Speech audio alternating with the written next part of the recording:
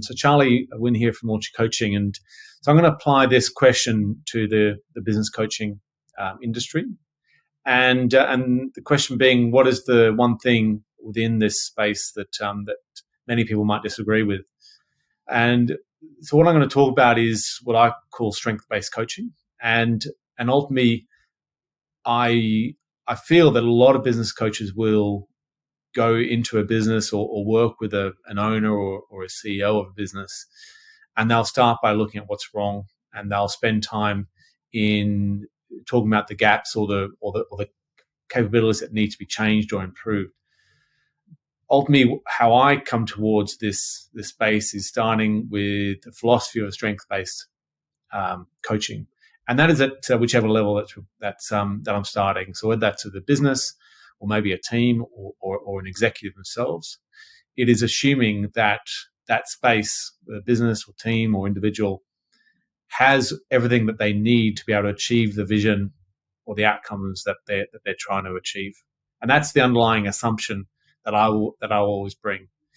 And I generally always start in trying to understand, well, what are the strengths of that business? What are the key unique selling points of difference or USPs?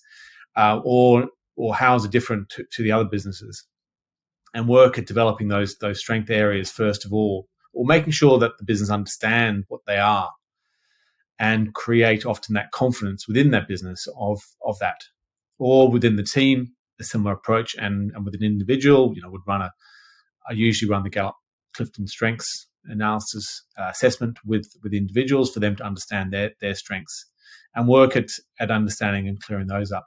Now, the reason I start there is that ultimately what it does is it improves motivation for the business, for the team, for the individual, and then we can follow that momentum that is often created within that. So what I'm not saying is that we don't look at the weaknesses or the gaps, or we don't try to solve them.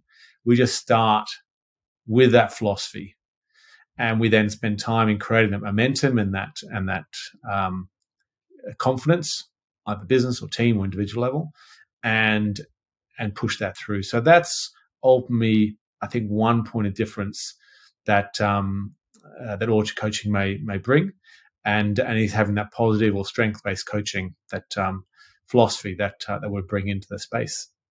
Thank you, Charlie from Orchard Coaching.